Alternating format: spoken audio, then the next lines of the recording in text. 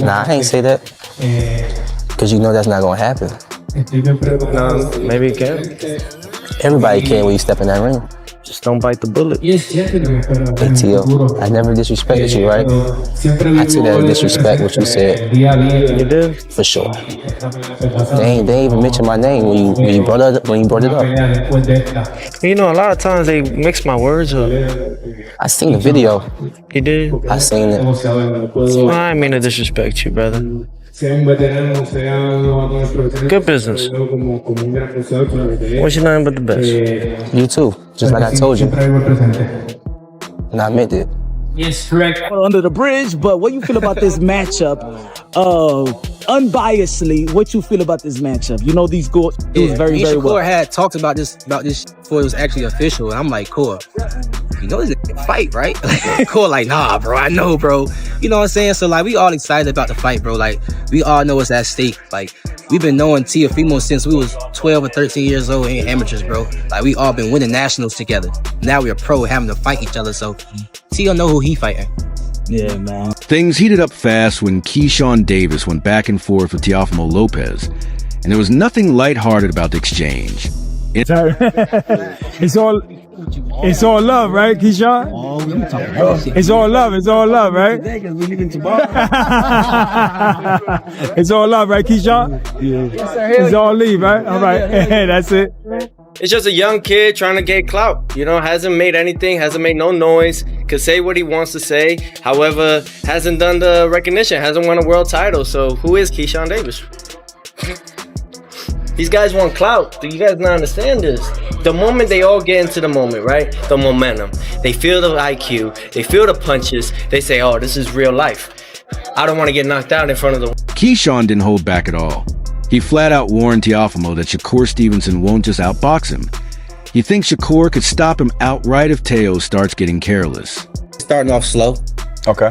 And then I see as Shakur wins the first round, as Shakur wins the second round, slowly, I think Teo is going to eventually start picking it up and start imposing his will. Right. And then, you know, it's just going to go from there. That's how I think it's going to go. That's a fair assessment. That's a fair one. Especially for that to be his brother. I think it's going to be close. I think it'll be closer than people think. You could hear the certainty in his voice.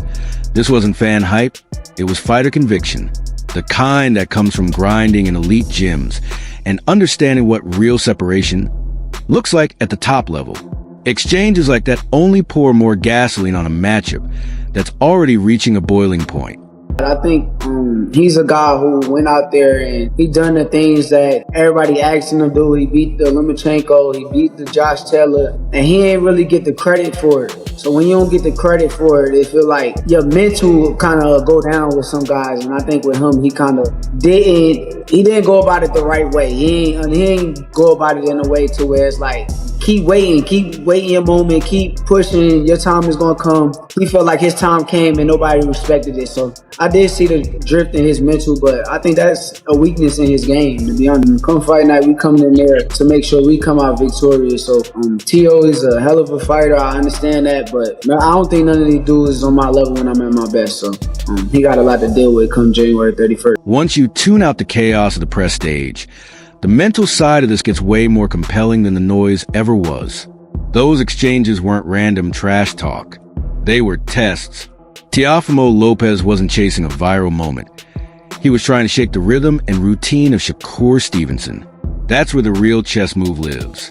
What I think is that Teo just painted outline by being as disrespectful as he can at the press conference because he wants to try to piss this kid off so the kid come fight with him. You understand me? Because with me, he have exactly what he wanted. Because as soon as I go in there, I'm coming straight to his head. You understand where I'm coming from? So, but I think that's what he's trying to get. Yeah, you feel me? But I think that's what he's trying to get Shakur to do. Because why would you say that to a person?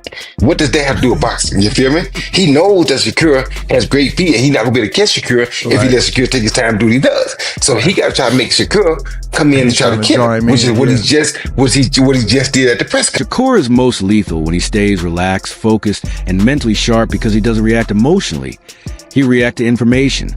He studies movement, balance, rhythm, and breathing, then builds patterns on the fly like a real-time system that keeps updating without needing hype or adrenaline. Teofimo, on the other hand, thrives on sudden bursts of creativity and power. But even his best moments usually lean on some form of structure. When exchanges get messy, he tends to search for a framework to regain control. That's exactly why the psychological jabs actually mattered.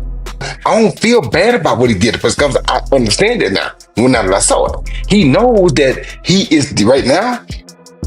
He ain't got much chance than outside picking a shot with Shakur because you don't beat Shakur like that. But if he can make Shakur get reckless and talk reckless to him, he's talking reckless to him to force him to hopefully force him to be reckless. You understand me? So what I would have did, like I said, I would have been reckless at the press conference, so I ain't got to be reckless in the ring. You understand me? I really ain't got that recklessness out the way. You feel me? Just so you know, I know where to be reckless at. Wherever you be reckless at is where I'm going to be reckless at. You understand me? So, and we got that out the way. So when the fight comes, I can get back to my fight game. You understand me? But he's just trying to do things to draw Shakur to him, to make Shakur be reckless, because if Shakur fights reckless, that gives him his best chance to win. And that's smart on Teo's part. This wasn't ego-driven or personal for show. It was a deliberate attempt to pull Shakur out of his clinical mindset and drag him into reaction mode. Pure high-level psychology. But the reality is simple. Shakur doesn't need to win conversations on a stage. He just needs to remain who he is in the ring. If he lets emotion creep in, Teofimo's speed and power suddenly become dangerous variables. If he stays measured, the provocation loses its effect and the chaos Teofimo feeds on starts turning against him. This isn't about bravado or toughness. It's about mental control when pressure spikes. One fighter is trying to steer the battle toward emotion. The other is keeping it anchored in calculation. Wait, how do you fight a good boxer or somebody that makes you not only think, but make you possibly come for them at certain points in the fight?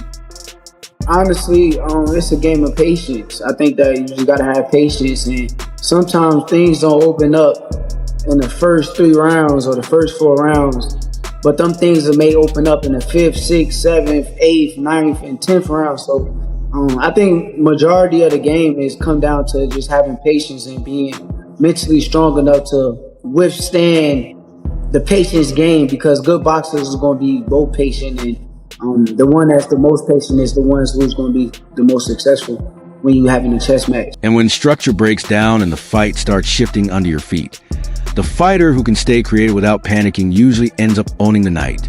And just when you think the Stevenson-Lopez conversation can't go any deeper, Timothy Bradley Jr. steps in and pushes it into real high-level boxing philosophy. Honestly, this is where it gets interesting. I'm listening to Tim and thinking, yeah, this isn't hype. This is a guy who hates wasted motion. The way he explains it, Shakur isn't just operating inside the rhythm of fight. He becomes a rhythm, almost like gravity inside the ring. You move, he recalibrates. You pause, he quietly takes ground and shifts the balance in his favor. Got the guys timing down, know what's coming next, man. He steps ahead of his competition, man. You know, whereas I see Shakur, man, on the other hand, he is the rhythm, you know? And what I mean by that is like, he like the wave, you know what I'm saying? He'll come forward and he'll push back. He'll come forward and he'll push back. He is the rhythm, you know? And I feel like, you know, him not being the most athletic fighter, his equalizer is controlling distance. That's his equalizer, man. Bradley's comparison lands because it's accurate. Shakur doesn't have to be the fastest or the strongest in the room when he's constantly shrinking your choices, cutting off lanes like he's closing tabs on a screen. Meanwhile, Teofimo Lopez is controlled chaos, pure athletic creativity, a fighter who solves problems on the fly, like he's freestyling a jazz solo. That's dangerous and exciting. But against someone as disciplined as Shakur, that kind of improvisation can turn into guesswork fast. What I respect most is that Bradley never downplays Teo. He credits him for being inventive and explosive, then immediately brings the conversation back to focus and discipline. Teo, more so, I would say he's fast, you know, explosive, and got that punching power, you know, to hurt you. You know, he can sting you. Whereas Shakur is more so like, I would say quick thinker. very decisive fighter. You know what I mean? With his movements, decisive with, you know, all his movement, everything he does inside the ring, there's always like a purpose to it. You know, he's always in the right position, you know, to avoid a shot or to land a punch as well. Shakur doesn't play to the crowd, doesn't drift, doesn't get distracted. He stays locked in like a student who already knows the answers before the test starts. And when Tim says Shakur takes the air out of fight, that's not an insult. It's a warning. Once frustration sets in, athleticism starts working overtime, mistakes creep in, and suddenly you're down rounds without even realizing what happened. Bradley's take isn't flashy, it's surgical, and that's exactly why it's convincing. He's basically saying if this becomes a thinking contest instead of track meet, Shakur lives there. And once you see the fight through that lens, it's hard to unsee it. Oh, Shakur, again, he ain't got the athleticism. He ain't got that explosiveness like Teofimo Lopez got, man. He ain't got that, you know. But what the thing is that Shakur, he knows how to follow a plan, man. He does. And I think that's a major difference, too, in the fight. And he comes in there and he takes away, man, and he takes away whatever you got going on or whatever you think you're trying to do. Nope, he gonna take that away. Right after Timothy Bradley Jr. mapped the fight, like someone sweeping a dark room with a flashlight, the conversation naturally shifts when Coach Rob jumps in. Because now we're not debating opinions. We're talking engines and conditioning. I'm listening and thinking, yeah, this is where fans usually oversimplify things. People hear 5 pounds and treat it like nothing. But anyone who's ever cut weight knows that's the difference between dragging yourself through a fight and actually feeling alive in it. From Rob's perspective, Shakur Stevenson moving up isn't about chasing knockout power. It's about letting the machine breathe. Less strain on the body, more pop in the movement, better legs late in rounds. And that's dangerous because Shakur already wins with timing and intelligence. Add a little more natural strength without losing discipline, and those clean touches start carrying more weight, even if they're not highlight reel bombs. And he definitely has the athleticism edge over Shakur. Now, I think Shakur's defense is high caliber, and his IQ is also high caliber. So it's a really good matchup because it's kind of like Teo brings. He can either, depending how he fights Shakur, he can either make it a tough night or he can make it an easy night for Shakur. This is where it really gets interesting for us as fans, because Rob basically frames his matchup as efficiency versus ignition. Teofimo is fire, fast sparks, sudden surges, moments that can flip around in seconds. Shakur is more like current, steady, controlled, always flowing. I like how Rob points out that Shakur isn't a flashy combination machine. He's precise. Touch, touch, step off, reset, repeat. That style holds up beautifully over 12 rounds, especially when your body isn't being drained anymore. Meanwhile, Teo can absolutely turn this fight chaotic or explosive depending on the choices he makes. He can force disorder or accidentally hand Shakur a boxing lesson by charging in at the wrong moments. That's the tension of this matchup. One fighter thrives when everything stays calm. The other comes alive when things get uncomfortable. And Rob's breakdown quietly supports what Bradley hinted at earlier. If this turns into a conditioning and decision-making battle late, that extra strength and freshness may matter more than pure explosiveness. At that point, you're not just watching punches anymore. You're watching who manages their body and energy better throughout camp and into the later rounds.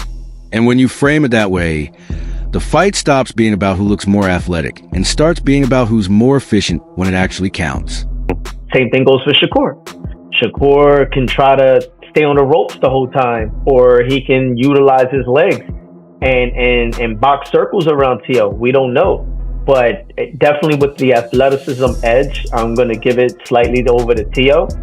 But, you know, not saying that Teo doesn't have a good IQ. I just think Shakur's IQ is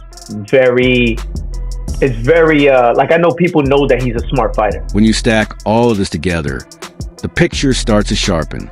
This matchup isn't noise versus louder noise or strength versus hype. It's control against combustion.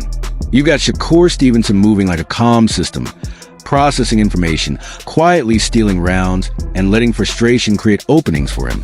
Across the ring, Teofimo Lopez brings unpredictability, raw athletic talent, and the ability to swing a fight in seconds if the wrong door gets left open. All the press conference energy, the psychological sparring, the weight debates, the training camps, everything funnels back to one simple question. Who stays composed when the game plan begins to bend? If the fight turns emotional, rushed, or chaotic, that leans toward Teo. If it stays structured, efficient, and patient, Shakur pulls it into his world. That's why fighters, trainers, and analysts keep landing on the same idea. Patience versus pressure. Efficiency versus ignition. No tricks, no shortcuts. Just who executes better when it actually counts. But I think that when we talk about fighters throughout these eras, he's not really mentioned in these things because of the opposition who he has faced. But he does have some great IQ, and from a coach's standpoint, I get to see how he does certain things, why he does certain things. I'm like, that's smart, and he capitalizes. He got good range control, so it's going to be interesting for sure. Now I want to hear what you think. Once the lights hit and the rounds start disappearing, how do you see this playing out? Does Teofimo drag the fight into chaos, or does Shakur slowly take control and never give it back? Drop your take in the comments. Let's really get into this debate. And don't forget to like, share, and subscribe to Boxing Headquarters for more breakdowns. I'll catch you in the next one. Oncoming Fist.